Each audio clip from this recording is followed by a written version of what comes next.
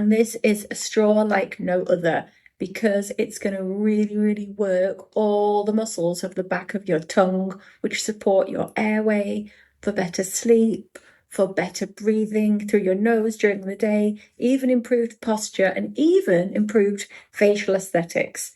So how it works is by forcing the back of the tongue completely passively, you don't have to think about it, forcing the back of the tongue to lift and retract and work really, really hard to draw up the water. So what better way than drinking water to be giving your tongue some exercise? I'm going to demonstrate it now.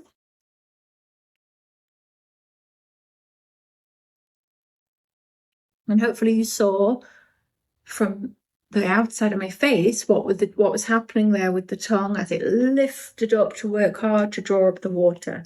So you're working hard without even really knowing it. And after using this for a while, you will feel that the back of your tongue has worked.